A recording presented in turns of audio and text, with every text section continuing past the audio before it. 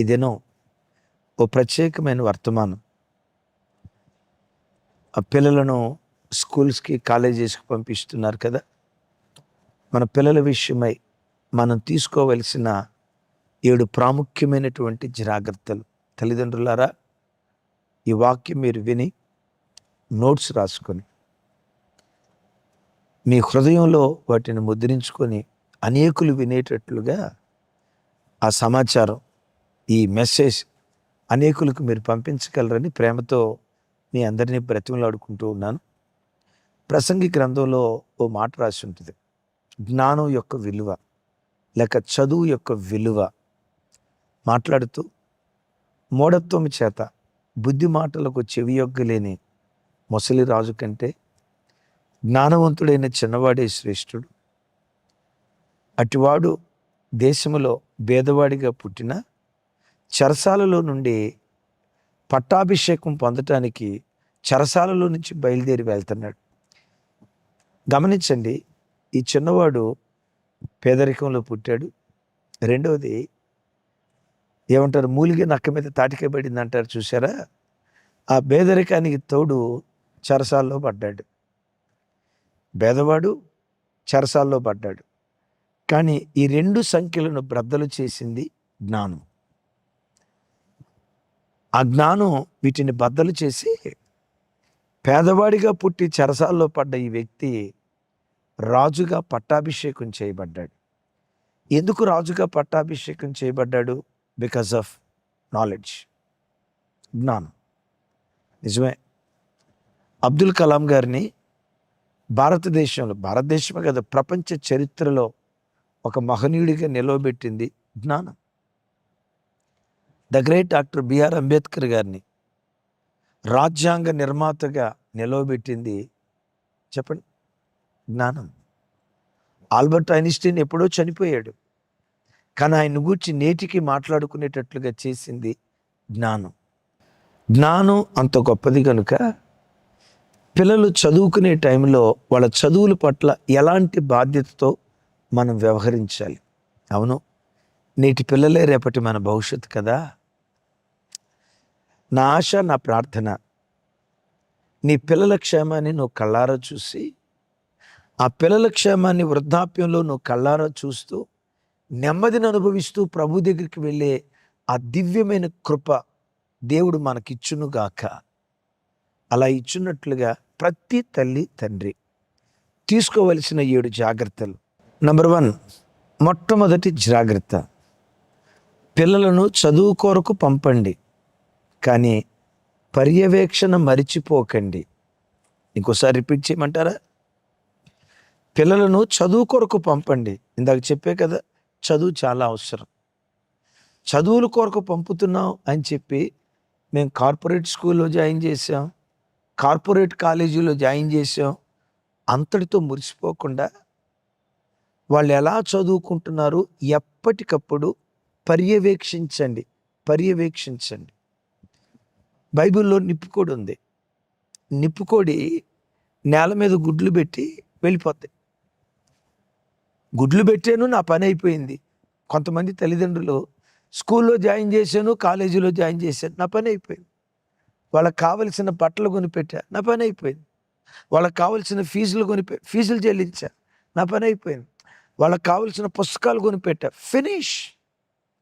అది ఎవరి స్వభావమో తెలుసా? నిప్పుకోడి లాంటి స్వభావం.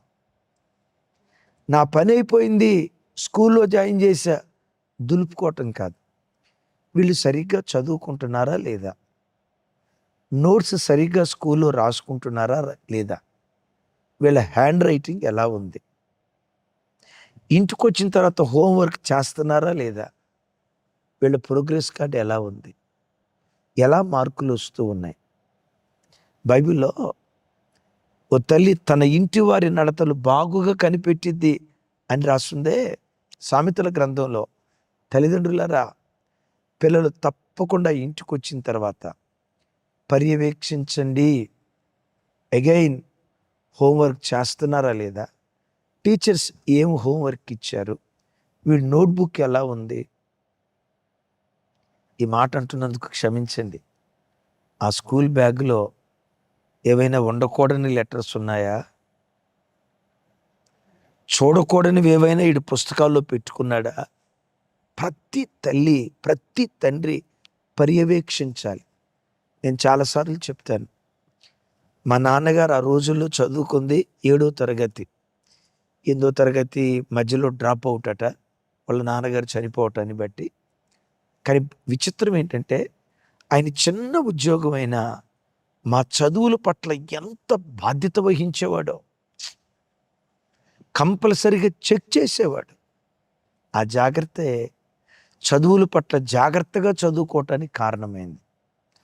చదువుకు పంపించండి, పర్యవేక్షించటం మర్చిపోకండి. రైట్. రెండవది, మార్కుల కంటే స్నేహితులను జాగ్రత్తగా గమనించండి. ఇంకోసారి చెప్పమంటారా? మార్కుల కంటే స్నేహితులను జాగ్రత్తగా గుర్తించండి. వాడికి ఎన్ని మార్కులు వస్తున్నాయి చెక్ చేసావు, కానీ దానికంటే వాడు స్కూల్కి వెళ్ళిన తర్వాత ఎవరి ప్రక్కన కూర్చుంటున్నాడు, స్కూల్లో ఎవరితో స్నేహం చేస్తున్నాడు, ఇంటికి వచ్చిన తర్వాత వాడి ఫ్రెండ్షిప్ ఎవరితో ఆడుకోవటానికి వెళ్తున్నాడు. ఎక్కడ తప్పటడుగు వేయొద్దు. ఎక్కడ తప్పటడుగు వేసావా పిల్లలకు మనం సరైన భవిష్యత్తు ఇవ్వలేం. అందుకనే చిన్నతనంలో ఒక నానుడు ఉండేది, మంచి సహవాసాన్ని 10 రూపాయలు పెట్టి కొనుక్కోవాలట, చెడ్డ సహవాసాన్ని 100 రూపాయలు ఇచ్చి వదిలించుకోవాలట. సామెతలు ఊరకపట్ల అసలు ఎలాంటి సామెతో చూడండి. మంచి సహవాసాన్ని 10 రూపాయలు పెట్టి కొనుక్కోవాలట, చెడ్డ సహవాసాన్ని అవసరమైతే 100 రూపాయలు ఇచ్చైనా వదిలించుకోవాలట. ఎందుకు? చెడ్డ సహవాసం అంత ప్రమాదం. తల్లి, నీ పిల్లలను భక్తులు పెంచుతున్నావు, పెంచాలని ఆరాటం ఉంది. పిల్లల్ని చర్చికి తీసుకెళ్తున్నావు, సండే స్కూల్లో తీసుకెళ్తున్నావు. ఇవన్నీ బాగున్నా క్రైస్తవ కుటుంబాలలో ఉన్న పిల్లలు కూడా ఎందుకు దారి తప్పిపోతున్నారంటే సహవాస దోషం. విన్నారా? సహవాస దోషం. దేవుని వాక్యం కూడా అంటది కదా, మోసపోకుడి, దుష్ట సాంగత్యము మంచి నడవడిని చెరిపేస్తుంది. దావీదు తర్వాత రాజవ్వాల్సింది జ్యేష్ఠ కుమారుడు అమ్నోను. ఎందుకు అమ్నోను చంపబడి అంత భయంకరమైపోయాడు? తనలో ఒక తప్పుడు ఆలోచన పుడితే ఆ తప్పుడు ఆలోచన దిద్దాల్సిన స్నేహితుడు దిద్దకపోగా ఆ తప్పుడు ఆలోచన ప్రోత్సహించాడు. అమ్నోను బ్రతుకు, మా తెలంగాణ భాషలో చెప్పాలంటే అమ్నోను బతుకు ఆగమాగం అయిపోవటానికి, తెలంగాణలో పాడైపోవటాన్ని ఆగమాగం అంటారు. ఆగమాగం అయిపోవటానికి కారణం ఏంటో తెలుసా? ఓ చెడ్డ స్నేహితుడు. ఓ మాట చెప్తా. ఆకాశం నుంచి వర్షపు చినుకులు పడేటప్పుడు చాలా స్వచ్ఛంగా ఉంటాయి వర్షపు చినుకులు. మీరు ఎప్పుడైనా వర్షపు చినుకులతో బట్టలు తుక్కోండి. Super power Rin washing powder Nirma advertisement ఉంది కదా, అంత అద్భుతంగా ఉంటాయి బట్టలు, అంత స్వచ్ఛంగా ఉంటాయి. ఆకాశం నుంచి కురిసే వర్షపు చినుకులు చాలా చాలా స్వచ్ఛంగా ఉంటాయి. ఆ స్వచ్ఛమైన నీళ్లు బురద నీళ్ళలో పడితే మురికైపోతాయి. స్వచ్ఛమైన నీళ్లు మురికి నీళ్ళు అయిపోయాయి. అదే ఆకాశం నుండి కురిసే వర్షపు చినుకు వేడి వేడి పెనం మీద పడితే ఆవిరైపోతాయి. అవే వర్షపు చినుకులు ఆకాశం నుంచి ముత్యపు చిప్పలో పడితే కొన్నేండ్ల తర్వాత ముత్యపు చిప్పలో పడ్డ వర్షపు చినుకు ముత్యంలాగా మారిపోద్దట. వాహ్! ఒకే వర్షపు చినుకు బురదలాంటి వ్యక్తుల మధ్యలో పడితే వాళ్ళ బ్రతుకు బురదమయమైపోతుంది. భక్తిహీనులతో పడితే ఆవిరైపోతుంది. ముత్యపు చిప్పలాంటి శ్రేష్టమైన వ్యక్తులతో మన పిల్లలు జాయిన్ అయితే వాళ్ళు శ్రేష్ఠులుగా మారటానికి. నేను అతిశయానికి చెప్పట్లా. ఎందుకో దేవుని అనాది సంకల్పం, ఆయన కృప, నా మీదున్న ఏర్పాటు, నా ట్రాక్ రికార్డులో చెడ్డ స్నేహితులు చాలా తక్కువ. 1, 2 దేవుడు తప్పించాడు. 10వ తరగతి చదివేటప్పుడు, పాలిటెక్నిక్ చదివేటప్పుడు, హైదరాబాద్లో ఒంటరిగా నేను వచ్చినప్పుడు మంచి స్నేహితులు. భక్తి కలిగిన స్నేహితులు. ఆ భక్తి కలిగిన స్నేహితులు ఎలాంటి వాళ్ళు చెప్పంటారా? నాకంటే భక్తిపరులు. ఆనందన్నని ఎప్పటికీ ఉన్నారు ఆయన. అశోక్ గారని, ప్రిన్సిపల్ డేవిడ్ గారని, రాంబాబు గారని చాలా భక్తి కలిగిన వాళ్ళతో ఉద్యోగం చేసేటప్పుడు, చదువుకునేటప్పుడు భక్తి కలిగిన సహవాసం నాకు దొరికింది. మంచి సంఘానికి వెళ్ళేవాడిని. లోకం నన్ను పాడు చేయకుండా హైదరాబాదు లాంటి రంగుల ప్రపంచంలో కాలు జారకుండా దేవుడు కాపాడాడు. తల్లి, పిల్లల మార్కులు కాదు చూడాల్సింది, చూడు వాళ్ళ స్నేహితులు ఎవరు జాగ్రత్తగా చూడు. నెంబర్ 2, మార్కుల కంటే స్నేహితులను గమనించండి. వాళ్ళకి ఎన్ని మార్కులు వస్తున్నాయో గమనించండి. దానికంటే మరెక్కువగా ఎవరితో స్నేహం చేస్తున్నారో జాగ్రత్త. 3వది, అత్యంత ప్రమాదకరమైనది, అత్యంత జాగ్రత్త తీసుకోవలసింది ఈ తరంలో ఏంటో తెలుసా? నీ పిల్లలు మొబైల్ ఫోన్కి, ఇంటర్నెట్కి, సోషల్ మీడియాకి దూరంగా ఉండేటట్లు, మితంగా ఉండేటట్లు జాగ్రత్త తీసుకో. ఈరోజు అనేక మంది యవ్వన బిడ్డల జీవితాలు నాశనమైపోవటానికి కారణం సెల్ ఫోన్ కాదా? తల్లిదండ్రులరా, పిల్లలకు సాధ్యమైనంత వరకు ఒక వయసుకు వచ్చేదాకా ఫోన్ ఇవ్వకండి. ఒకవేళ వాడికి వయసు వచ్చింది, ఇవ్వాల్సి వచ్చింది, వాడు ఫోన్లో ఏం బ్రౌజ్ చేస్తున్నాడు, ఏం చూస్తున్నాడు, ఫోన్తో ఎక్కువ గడుపుతున్నాడా? ప్రతి క్షణం సెల్ ఫోన్ విషయంలో అప్రమత్తంగా బ్రతకండి. అయితే సుమి, ఒక హెచ్చరిక, పిల్లలు ఇంటర్నెట్ విషయంలో, ఫోన్ విషయంలో వారు లిమిటెడ్గా ఉండాలంటే మొట్టమొదట వాళ్ళ కొరకు నిన్ను నువ్వు ప్రతిష్ఠ చేసుకో. మ్యాక్సిమం అవసరమైనప్పుడు నువ్వు ఫోన్ వాడటం తప్ప, పిల్లలు ఇంట్లో ఉన్నప్పుడు ఆ ఫోన్ చూసుకుంటా ఇన్స్టాతో, ఫేస్బుక్తో, సోషల్ మీడియాతో, వాట్సాప్తో నువ్వు పదే పదే ఆ ఫోన్తో నువ్వు గడుపుతూ ఉంటే నీ పిల్లలు నిన్ను చూసి ఇన్స్పిరేషన్గా తీసుకుంటారు, వాళ్ళు ఫోన్లో గడుపుతారు. అందుకని తల్లిదండ్రులారా మీకు చెప్తున్నాను, మీ పిల్లల కొరకు మొదట మిమ్ముని మీరు ప్రతిష్ఠ చేసుకోండి. యేసయ్య తన శిష్యులతో అంటాడు, శిష్యులారా, మీ నిమిత్తం నన్ను నేను ప్రతిష్ఠ చేసుకున్నా. విన్నారు ఈ మాట? శిష్యుల నిమిత్తం యేసయ్య తను తాను ప్రతిష్ఠ చేసుకున్నాడు. మీ పిల్లల కొరకు మీరు ప్రతిష్ఠ చేసుకోండి. మీకు అర్థమయ్యే భాషలో చెప్తాను. మేము సేవ చేస్తూ ఉన్నాం, మాతో పాటు మా పిల్లలు, సేవకుల పిల్లలు ఉన్నారు కదా, వాళ్ళు సేవ చేయటానికి ప్రతిష్ఠించుకొని సేవలోకి వచ్చారు కదా, వాళ్ళ నిమిత్తం నన్ను నేను ఎట్లా ప్రతిష్ఠ చేసుకుంటానో, నేను వాడే చొక్కాయి సాధ్యమైనంత వరకు ఖరీదైన వాటిని వాడను, పొరపాటున ఖరీదైన వాటిని వాడను. నేను వాడే ఒక కారు తప్ప మరొకటి ఏది ఖరీదై ఉండదు. ఎందుకు మరి ఖరీదైన కారు వాడతారు? కొంతమంది అనుకుంటారు. నాకు వ్యక్తిగతంగా కొన్ని తెలుసు. ప్రతి దినం మేము రోడ్డు మీద ఉండాలి, 1000 కిలోమీటర్లు తిరగాలి. యెహోవా పట్టణమును కాపాడని యెడల కావలి వారు మేల్కొనుట వ్యర్థం అనేది మీకు 100కి 100 పాళ్ళు సత్యం అని తెలిసేమో, నాకు 100కి 1000% సత్యం అని తెలుసు. ఎందుకంటే రోడ్డు మీద వెళ్ళేటప్పుడు ప్రతి క్షణం ఆయన కృపను అనుభవిస్తాం. కానీ మనం తీసుకోవలసిన జాగ్రత్త కూడా తీసుకోవాలి కదా. ప్రతి దినం 1000 కిలోమీటర్లు ప్రయాణం చేయటాన్ని బట్టి జాగ్రత్త నిమిత్తం కొంచెం కంఫర్ట్గా, లగ్జరీగా, కంఫర్ట్గా ఉండటం నిమిత్తం మరలా రేపు ఇంకో చోటకి వెళ్ళటానికి కారు తప్ప నేను వేసుకునే చొక్కాయి కానీ, నేను వాడే చెప్పులు కానీ, ప్రతి విషయంలో నన్ను నేను ప్రతిష్ఠ చేసుకుంటా పిల్లల కొరకు. ఎందుకో తెలుసా? నేనే గనక ₹1,00,000 ఫోన్ వాడితే నా తర్వాత సేవ చేస్తున్న పిల్లలు తర్వాత 10 లక్షల ఫోన్ వాడతారు. నేనే గనక ₹10,000 ఖరీదైన చొక్కాయి వేస్తే రేపు వాళ్ళు ₹20,000 ఖరీదైన చొక్కాయి వేస్తారు. పిల్లలకి ఎప్పుడు చెప్తా, చిన్న ఓ మంచి చొక్కా, నాకు మ్యాక్సిమం సింపుల్గా ఉండటం నాకు వ్యక్తిగతంగా అలవాటు. అది దేవుని కృప, నరనరాన దేవుడిచ్చాడు. కానీ పిల్లలకు చెప్తా, మంచి ఖరీదైన చొక్కా, మంచి చొక్కా వేసుకుంటా, ఖరీదైన చొక్కా ఎందుకు వేసుకున్నా తెలుసా? మీ నిమిత్తం నన్ను నేను ప్రతిష్ఠ చేసుకున్నాను. నేను వాడే చెప్పులు 2-3 సంవత్సరాల నుంచి అవే చెప్పులు వాడతా. ఎవరో వచ్చి చెప్పులు ఇస్తే ఆ చెప్పులు ఎవరికైనా గిఫ్ట్గా ఇస్తానే కానీ నేను వాడను. నేను చెప్తా, తోలు లేచిన 3 సంవత్సరాలు బట్టి ఈ చెప్పులు ఎందుకు వాడుతున్నాను తెలుసా? మీ నిమిత్తం నన్ను నేను ప్రతిష్ఠ చేసుకున్నా.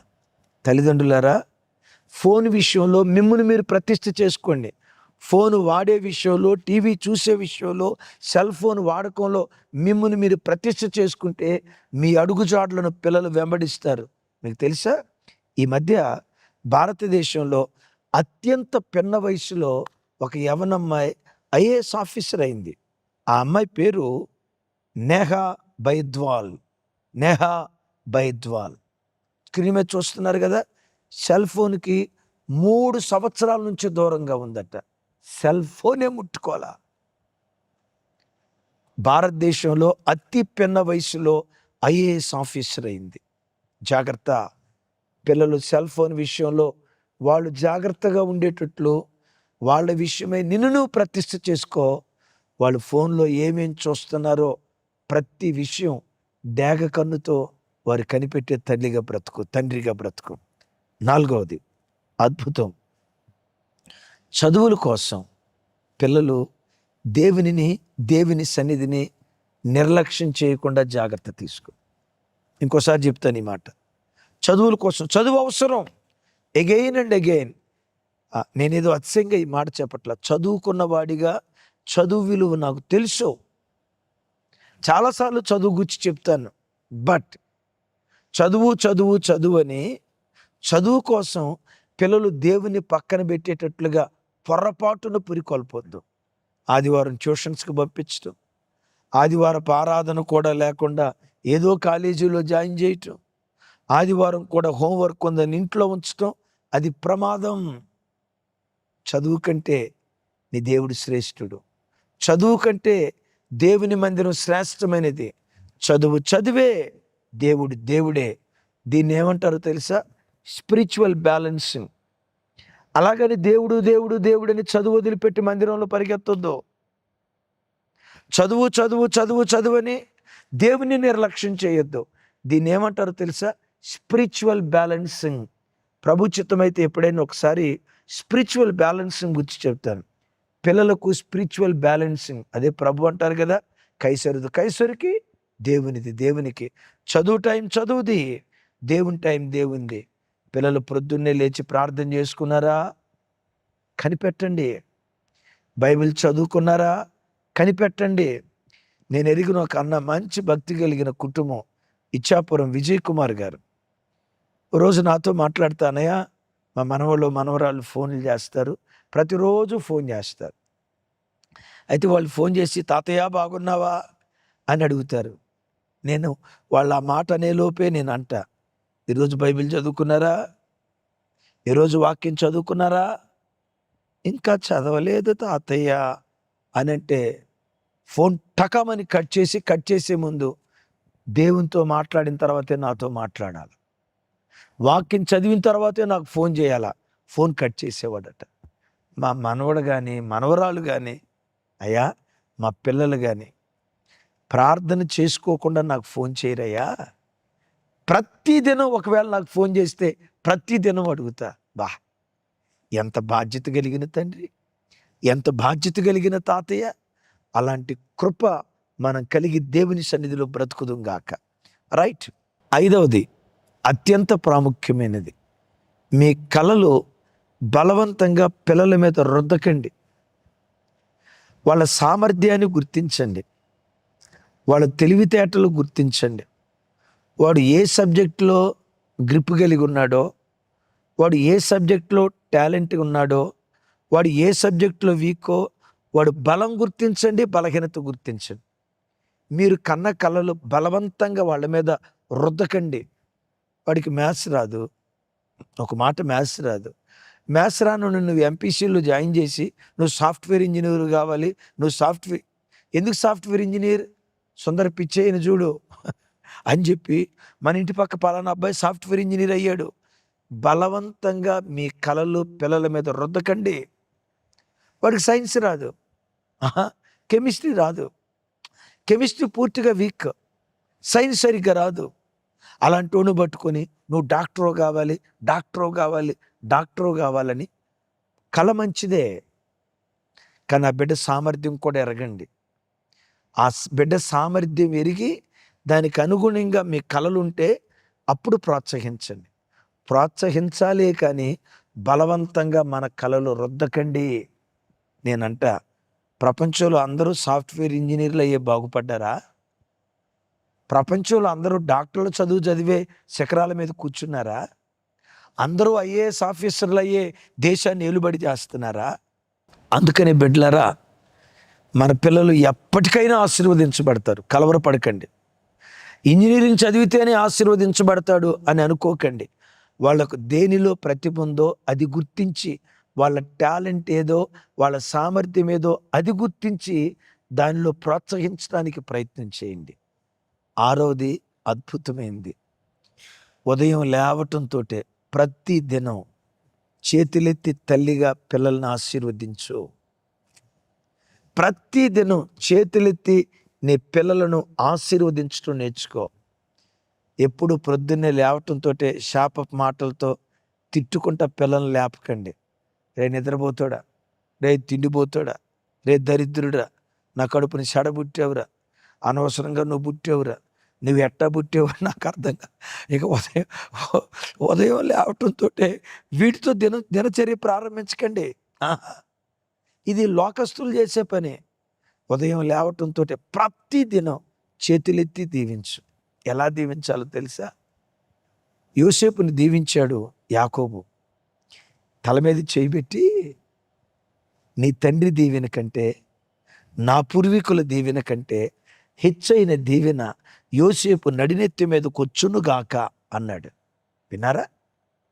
నిజమే. నీ తండ్రి దీవెన కంటే, అంటే నీ తండ్రి నేను నాయన నన్ను దీవించిన దానికంటే నా పూర్వీకులు అబ్రహాము, ఇస్సాకు, నా పూర్వీకులను దీవించిన దానికంటే హెచ్చైన దీవెనతో నిన్ను దీవించునుగాక అన్నాడు. ఆ మాటకు తగినట్లుగానే, అద్భుతం, ఆ మాటకు తగినట్లుగానే అబ్రహామును నువ్వు మహారాజువై ఉన్నావు అన్నారు. విన్నారా? మహారాజువై ఉన్నావు అని అబ్రహామును కూర్చంటే యోసేపు ఏకంగా మహారాజే అయ్యాడు. ఇస్సాకును గూర్చి నువ్వు మాకంటే బలవంతుడివి అన్నాడు రాజు. యోసేపు రాజై కూర్చున్నాడు. వినారా నా మాటలు? పూర్వీకుల్లో ఎవ్వరికి దొరకని దీవెన ఈ బిడ్డ నడినెత్తి మీద ఉండునుగాక అని దీవించాడు యాకోబు. అమ్మా, అయ్యా, వాడు చెడ్డోడైనా, నీ నేర్పించేవాడైనా కోపం వస్తే బెత్తంతో కొట్టుకని నోటితో పొరపాటును శపించుకో. నోవాహు కనానును శపించడాన్ని బట్టే కదా శాపగ్రస్తుడైపోయింది. యాపేతును ఆశీర్వదించాడు, షేమును ఆశీర్వదించాడు, హాము సంతానాన్ని శపించాడు. ఇప్పటికీ ఆ సంతానం శాపగ్రస్తంగానే ఉంది.